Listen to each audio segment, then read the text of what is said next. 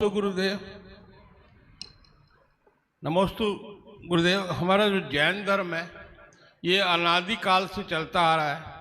जो इसका जैन नाम पड़ा, जहाँ तक मेरे को लगता है या जो हमको ज्ञात हुआ शास्त्रों के माध्यम से, भगवान महावीर ने जैन शब्द का हमको एक हमारे धर्म का उच्चारण किया।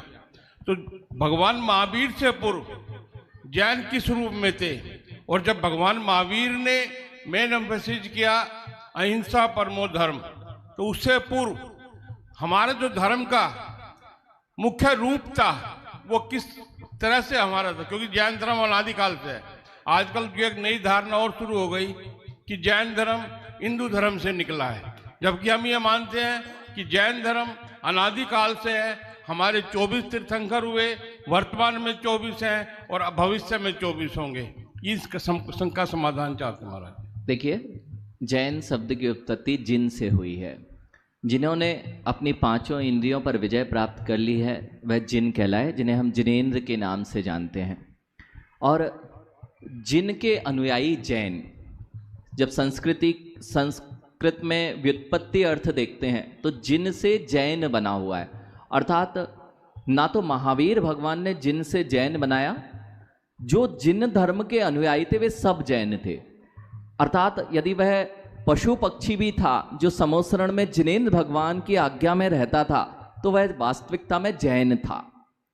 इसलिए जिन धर्म को बाद में जिस भी नाम से पुकारा जाने लगा जैन, इसका मूल नाम अगर देखें तो आपको पूर्व ग्रंथों में अर्हत शासन, श्रमण संस्कृति, ये जो भारत की मूलभूत संस्कृति जिसे हम श्रमण संस्कृति के नाम से जानते हैं। आपके प्रधानमंत्री जी भी कई बार इस बात को अपने उल्लेखों में कहते हैं कि इस भारत की मूलभूत सनातन संस्कृति पर हमें जाना पड़ेगा। जब हम जैन दर्शन की बात करते हैं वो इसी बात से प्रारंभ करते हैं।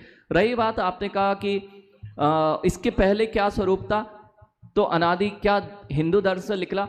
तो यहाँ पर ये बात तो स्पष्ट हो जाती कि जैन दर्शन और वैदिक दर्शनों को एक में एक नहीं किया जा सकता, क्योंकि जैन दर्शन अनंत परमात्माओं को स्वतंत्र सत्ता मानता है और उनको भगवान का कर्तापना नहीं मानता कि भगवान ने सृष्टि की कर्ता की। जबकि हिंदू दर्शन में यह भिन्नता दिखाई देती है, उनकी मान्यताएं भिन्न है। हमारे यहाँ अनेक प्रकार से बहुत सारे जो न्यायालय में भी यह बात घोषित कर दी गई कि जैन दर्शन एक अलग ही शाखा रही।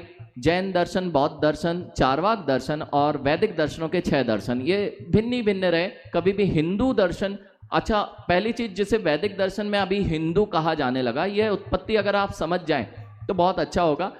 द डिस्कवरी ऑफ इंडिया, जिसे जवाहरलाल नेहरू ने लिखा है, उस बुक का आधार मैं आपको बता रहा हूं। वहां पर उन्होंने स्पष्ट लिखा कि जैसे चीन का कोई व्यक्ति है तो उसे चीनी कहते हैं, बिहार का कोई व्यक्ति है तो बिहारी कहते हैं, और भिंड का कोई व्यक्ति है तो उसे भिंडी कहते हैं। बिल्कुल सही बात है। तो ऐसे ही भारत में जो रहते थे तो भारतीय है ना, भारतीय। और ये सिंध प्रांत था, पूरा कौन सा था? सिंध नदी के इधर। अब ये सिंध का हिंद क्यों हुआ? प्राकृत भाषा का प्रचलन और सिंध से हिंद हुआ। अब हिंद में रहने वाले जितने लोग थे उनको हिंदी पुकारा जाता था। क्या पुकारा जाता था? हिंदी। तो ये बात तो स्पष्ट हो गई कि हिंदी यानी हिंद में रहने वाले कितने थे? हिंदी। तो हम सब भी हिंदी हैं, ये बात तो स्पष्ट है। लेकिन बीच में यह प्रकरण कहां से प्रारंभ हुआ कि हिंदी की जगह हिंदू लिखना चालू कर दिया। और ये हिंदुस्तान का शब्द का प्रयोग भी ये बहुत बाद में, मेरे पास एक बुक है जिसका नाम है भारतनामा।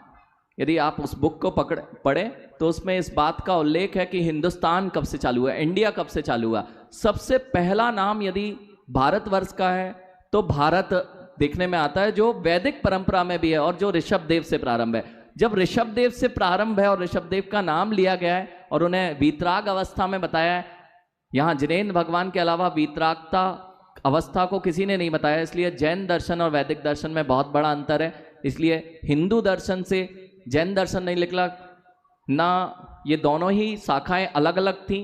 हिंद से जैन दर्शन जरूर कहेंगे कि हिंद में जैन दर्शन था, लेकिन हिंदू दर्शन की मान्यताएं वैदिक परंपराओं के अनुसार है, लेकिन जैन दर्शन का अपना एक दर्शन है और वह अनादिकाल से इसी प्रकार से प्रवाहमान होता आया है।